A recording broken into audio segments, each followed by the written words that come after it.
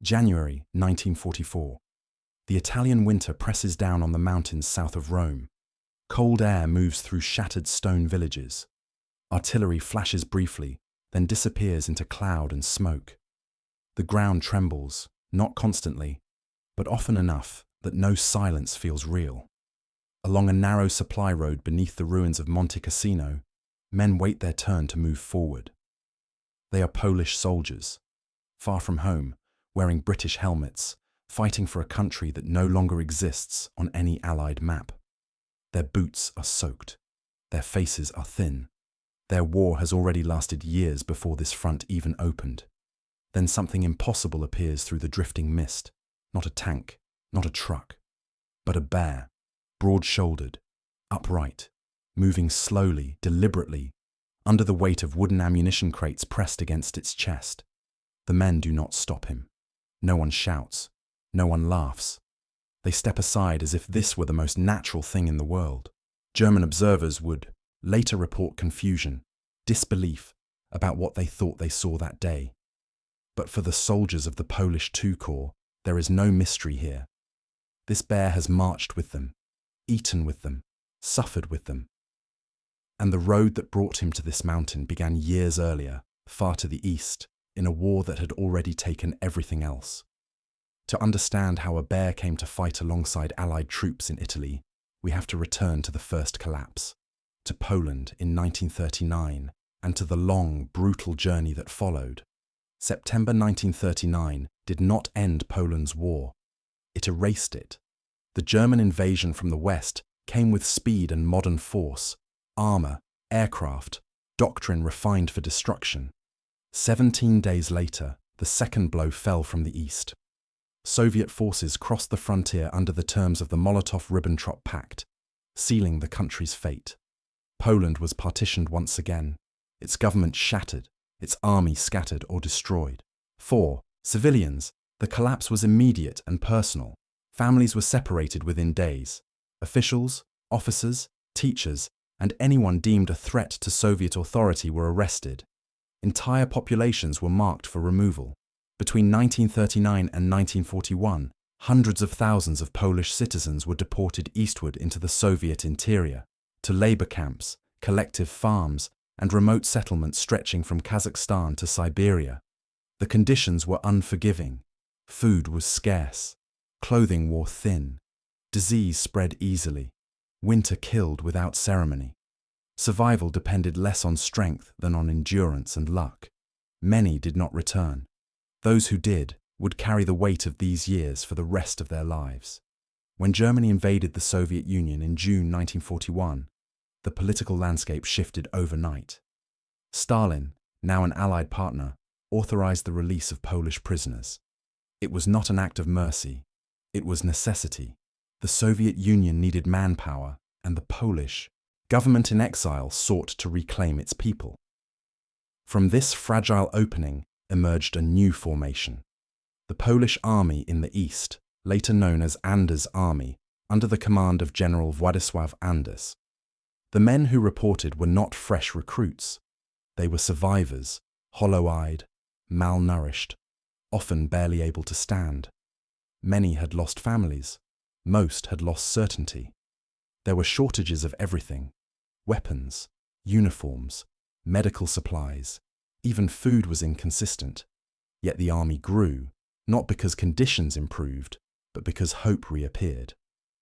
For the first time since 1939, Polish soldiers could fight again, not as prisoners, not as refugees, but as a force with purpose. By 1942, political tensions and logistical realities made continued formation inside the Soviet Union impossible. A decision was made to evacuate the Polish forces south, through Central Asia, into the Middle East. It was one of the most complex troop movements of the war.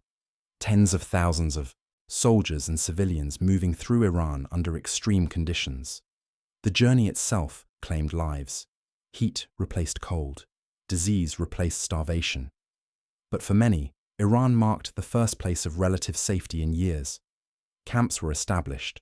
Rations stabilized, training resumed. And something else happened. Something small at first, barely noticed amid the scale of human movement. Along the supply routes and markets near the Polish camps, soldiers encountered the ordinary life of the region, traders, villagers, refugees like themselves.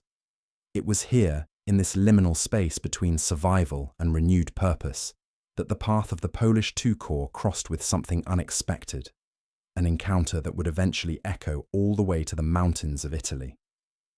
That encounter did not begin on a battlefield, but in the aftermath of displacement, and it would change the identity of the unit as much as any insignia or flag. In the spring of 1942, near the Polish camps in Iran, the war briefly loosened its grip. Markets functioned, civilians moved freely, animals wandered through villages without fear of artillery or aircraft. For soldiers who had come from prisons and labor camps, this normality felt unreal. It was here that a group of Polish soldiers encountered a local boy carrying a small bear cub, orphaned after hunters had killed its mother in the nearby mountains. The cub was weak, dehydrated, barely able to stand. The soldiers brought it without ceremony. There was no discussion of symbolism, morale, or legacy. At first, it was simply an act of care, a living thing rescued from a war that had already taken too much. They named him Wojtek, a common Polish diminutive meaning happy warrior. At the beginning, he lived as a cub would, fed condensed milk from a bottle, carried in crates, sleeping beside the men who took responsibility for him. As he grew, so did the complications. A bear eats more than a soldier. He needs space. He cannot be hidden during inspections. Yet no order ever came to remove him. Part of this tolerance came from circumstance. The Polish army in exile existed under British command, but retained internal autonomy. Officers understood what Wojtek represented, not as a mascot, but as continuity, a shared responsibility, something living that had not been lost. By the time the force reorganized into the Polish II Corps, Wojtek was no longer a cub. He traveled with the 22nd Artillery Supply Company, moving through Iraq, Palestine, and Egypt as the unit trained and prepared for combat in the Mediterranean theater. Logistics officers faced an unavoidable problem when orders arrived for sea transport to Italy. Animals were prohibited aboard military vessels. The solution was practical and unmistakably bureaucratic. Wojtek was officially enlisted, assigned a rank, given a service number, issued a paybook. His rations counted like any other soldiers. On paper, he ceased to be an animal and became personnel. It was not a joke, it was necessity. On transport ships crossing the Mediterranean, Wojtek moved freely among the men. He learned habits from them, standing upright, saluting with a raised paw, sharing food. Beer became a favoured indulgence, though accounts consistently note it was offered sparingly and never during operations. By early 1944, the Polish II Corps landed in Italy. The campaign ahead would be among the most brutal of the war. The German defensive line running through the Apennines, the Gustav Line, blocked the Allied advance toward Rome.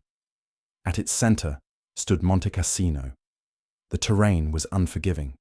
Steep slopes, narrow roads, constant observation by German artillery. Supplying frontline units required continuous movement of ammunition under fire, often by hand. Wojtek was fully grown now, over 200 kilograms, strong enough to lift and carry artillery crates that exhausted human porters. He did not need training. He followed the same men he had marched with for years. When the Polish units were committed to the assault on Monte Cassino, Wojtek moved with them, not forward into the firing line, but along the arteries of war that made the assault possible. He carried crates, walked the same paths, endured the same noise and shock. For the soldiers, his presence was grounding, familiar, almost ordinary. For those watching from the other side of the line, it was something else entirely. And it is from these opposing perspectives, human, tactical, symbolic, and psychological, that the full meaning of Wojtek's presence in the war becomes clear. By the time the Polish II Corps reached Italy, Its soldiers were already veterans of suffering. Many had endured Soviet prisons. Others had survived years of forced labor.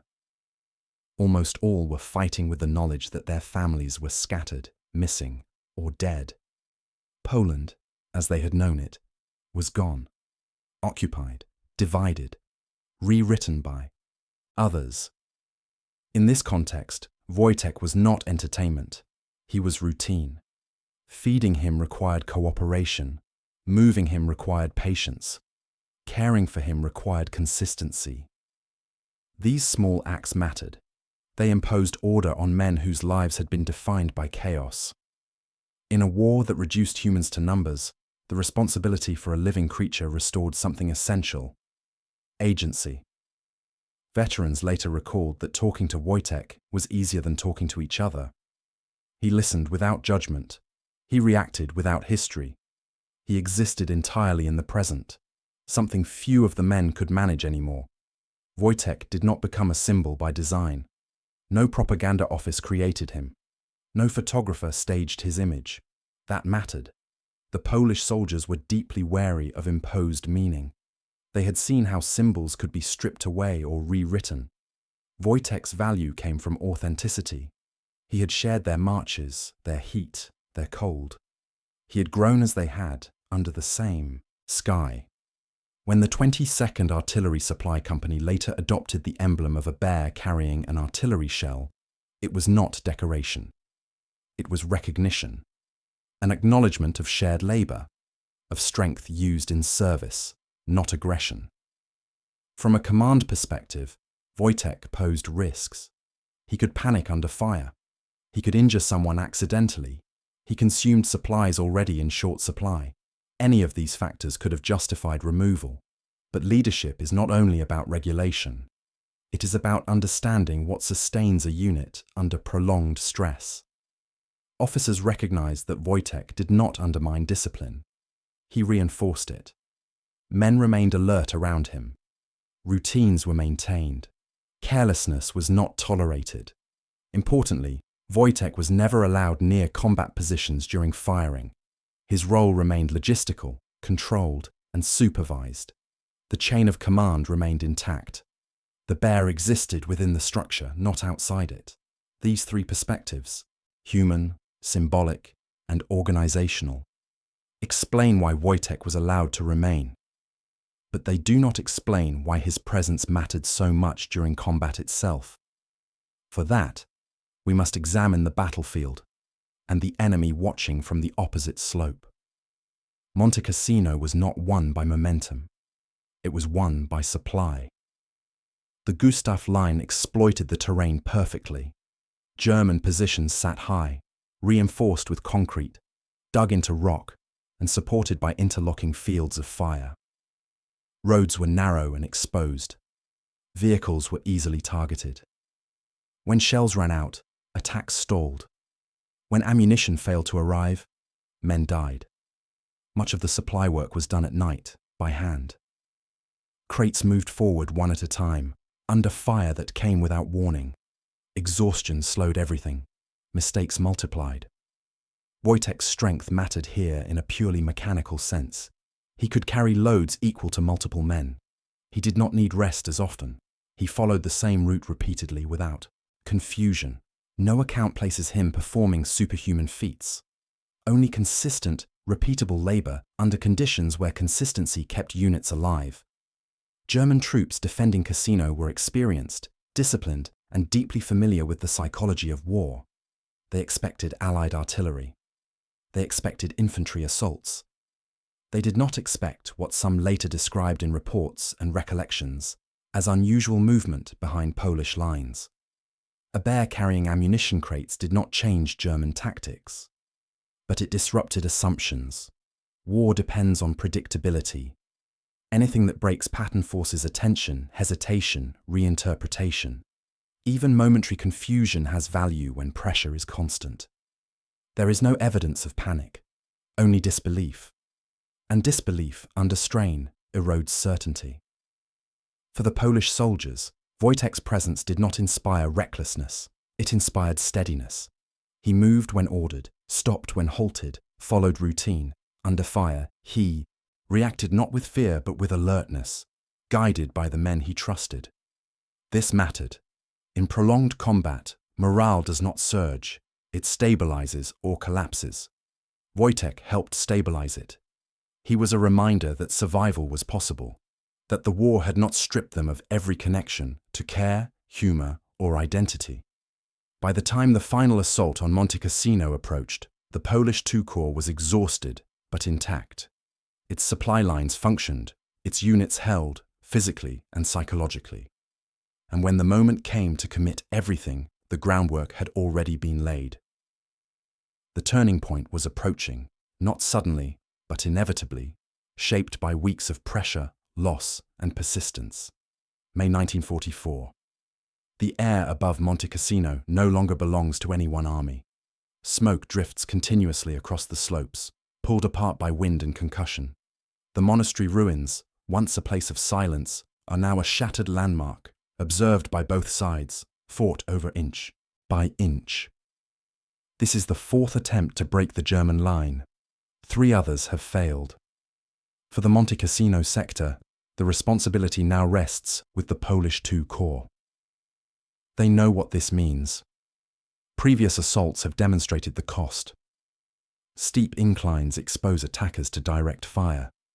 Minefields slow advances to a crawl. German paratroopers hold the heights with discipline hardened by months of combat. Every movement forward must be paid for in coordination. Infantry, artillery, supply, functioning without interruption. Artillery preparation begins before dawn. Guns fire until barrels glow, then fire again.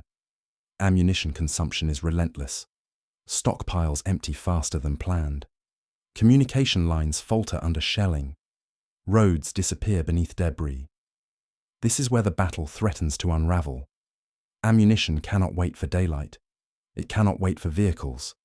Crates must move forward now, while infantry holds ground measured in meters. Every delay risks collapse. Along the supply routes cut into the hillsides, men move in silence, bent under weight. The soundscape is constant. Incoming rounds, outgoing fire, rock slides triggered by concussion. Among them moves Wojtek. No dramatics, no hesitation. He lifts crates the same way each time, pressing them against his chest, following the same narrow paths he has walked before. When explosions land nearby, he stops, looks, waits, then continues when guided forward. Eyewitness accounts consistently describe the same detail. He did not panic. He mirrored the calm and the caution of the men around him. This matters because panic spreads faster than courage. As night stretches into morning, the Polish supply effort holds. Guns continue firing. Infantry maintains pressure. German defensive fires intensify, but gaps begin to appear. Observation posts are overrun. Counterattacks fail to regain lost ground. The battle does not turn on a single charge or a single moment of breakthrough. It turns because the Polish II Corps does not break. And behind that endurance lies an unglamorous truth. Ammunition keeps arriving. Consistently. Relentlessly. Enough to sustain the assault, long enough for the balance to shift. By the time the sun rises over the shattered slopes, the Germans are no longer certain they can hold. The line bends, then strains. The decisive phase is beginning, and with it, the moment when Monte Cassino will finally fall. The final days of the battle are defined not by movement, but by attrition. German units along the heights above Cassino have been fighting continuously for months. Reinforcements are limited. Artillery ammunition is finite. Positions, once considered secure, are now exposed from multiple angles. Each night brings renewed pressure, and each morning reveals how much ground has been lost or how many men have not returned. On the Polish side, casualties are severe. Entire platoons are reduced to fragments. Officers fall and are replaced without ceremony. Orders are passed by runners when radios fail, yet the line holds. This is the critical shift. On 18th May 1944, patrols advancing cautiously toward the ruins confirm what artillery and reconnaissance had suggested. German forces are withdrawing. The defensive line that had resisted Allied forces since January is finally breaking. When Polish soldiers reach the monastery ruins, there is no dramatic last stand. The enemy has already gone. What remains is devastation. Stone reduced to powder, the landscape reshaped by shell fire. A Polish flag is raised over the ruins. It is a quiet moment, observed by exhausted men who understand the cost far better than the symbolism. Nearly 1,000 Polish soldiers have been killed in the assault. Many more are wounded. The road to Rome is now open. For the Polish II Corps, the victory carries weight beyond strategy. It is proof, to allies, to enemies, and to themselves, that a nation erased from maps can still fight as a cohesive force. Their contribution is undeniable. Their loss is impossible to ignore. In the days that follow, the 22nd Artillery Supply Company adopts a new official insignia, a bear carrying an artillery shell. It is approved without debate. Everyone understands why. Wojtek does not participate in celebrations. He continues routine, eats, sleeps, moves with the unit as it advances north with the Allied armies. His role at Cassino is already complete. What he represents, however, is only beginning to be understood. The battle marks the peak of Wojtek's wartime presence, not because of spectacle, but because it aligns perfectly with the purpose he served: endurance, reliability, shared burden. The war will continue for another year. Campaigns will shift. Borders will be redrawn again. And for the soldiers who fought at Cassino, the consequences of victory will prove more complicated than defeat. Because when the fighting ends, not everyone will be allowed to go home. And neither, at first, will the bear who marched with them. The war in Italy does not end with Monte Cassino, but something essential changes after it. The German retreat northward accelerates. Allied forces push through central Italy, liberating towns that have lived under occupation for years. The Polish II Corps continues to fight, at Ancona, along the Gothic line, proving again and again that its success at Cassino was not an anomaly. Yet beneath these victories, uncertainty grows. By 1945, the political reality becomes unavoidable. Poland's future is being decided not on the battlefield, but at conference tables far away. Agreements reached at Tehran and Yalta place Poland within the Soviet sphere of influence. The government in exile, for whom these men have fought, is sidelined. For many Polish soldiers, return is no longer an option. Some fear arrest. Others fear retaliation against families already at risk. Many have no homes to return to at all. The uniform that once represented hope now becomes a reminder of exile. The Polish II Corps is gradually demobilized under British supervision. Units are transferred to the United Kingdom. Camps are established in Scotland and England to house soldiers who cannot go home. Wojtek goes with them. By now, he is fully grown, massive, unmistakable, and still deeply familiar to the men who have lived alongside him for years. He is transported to Scotland with the unit, housed initially at camps near Glasgow.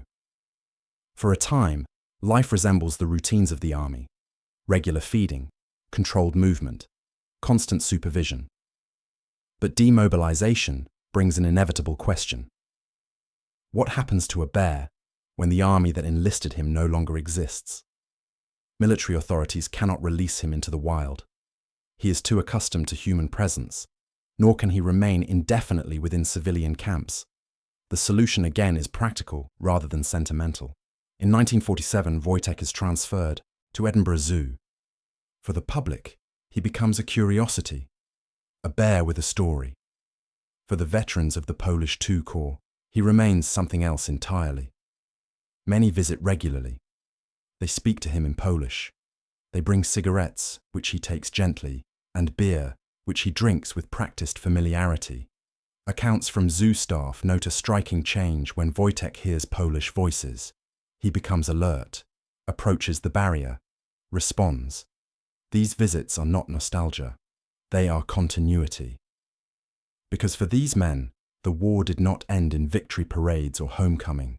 It ended in quiet dispersal, in foreign streets, in lives rebuilt without the country they fought for. Wojtek's presence, confined now, no longer marching, reflects that same condition. A survivor of a war that reshaped everything, still alive, still remembered, but permanently displaced. And as years pass, his story begins to move beyond those who knew him personally, entering public memory, shaped by retelling, simplification, and sometimes myth. Wojtek lives at Edinburgh Zoo for nearly 2 decades. His enclosure is unremarkable by modern standards, functional, confined, designed more for safety than comfort. Yet within it, he retains the habits formed during the war. He rises when approached, observes quietly, responds to familiar routines. To strangers, he is calm but distant. To Polish veterans, he is attentive in a way that requires no explanation. These visits continue through the late 1940s and 1950s. Former soldiers, now labourers, students, or displaced civilians, gather at the enclosure and speak to him in their native language. Zoo staff later recall that Wojtek reacts differently during these moments, standing upright, vocalizing softly, focused. For the public, the story begins to change. Newspaper articles simplify it. Photographs isolate moments. The bear becomes a mascot, then a legend. Over time, details blur. Some accounts exaggerate. Others sentimentalize.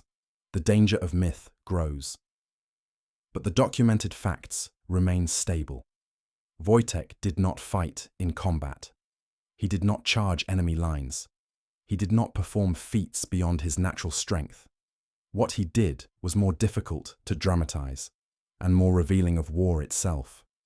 He lived alongside soldiers who had lost almost everything. He shared their marches, their routines, their exhaustion. He became part of a system designed for destruction, without ever becoming destructive himself. Wojtek dies in 1963. His passing receives quiet notice. For the men who knew him, it marks the final loss of a shared past that is already fading. For historians, his story survives because it is unusually well documented, supported by photographs, service records, unit insignia, and first-hand testimony.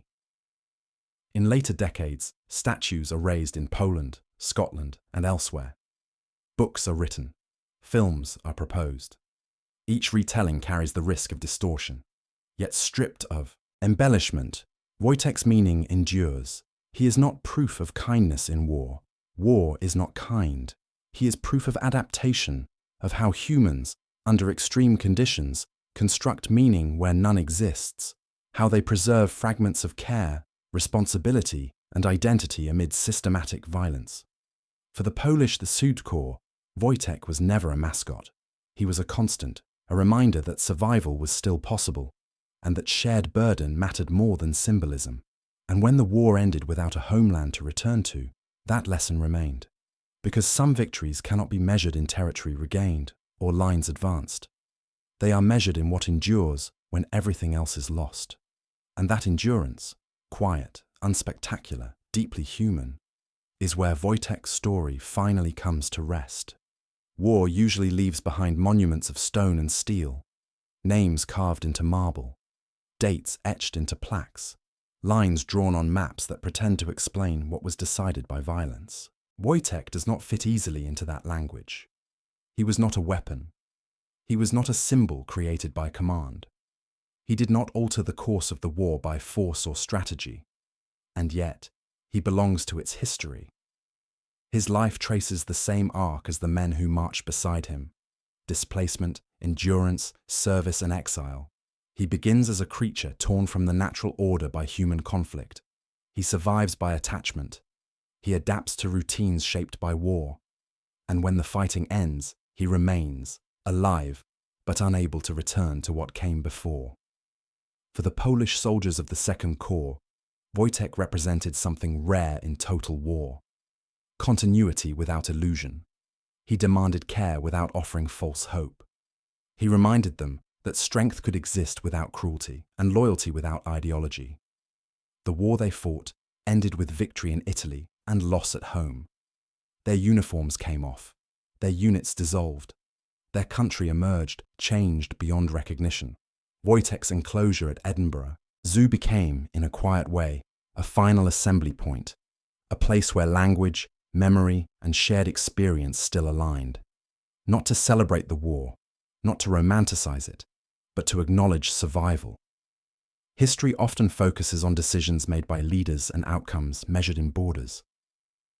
Wojtek's story exists at a different scale, one where the meaning of war is found not in triumph, but in the small human systems that allow people to endure it. In that sense, the bear who marched through Iran, crossed the Mediterranean, and carried ammunition under fire at Monte Cassino did not fight the war. He lived through it. And sometimes, that is the truest record history can leave behind.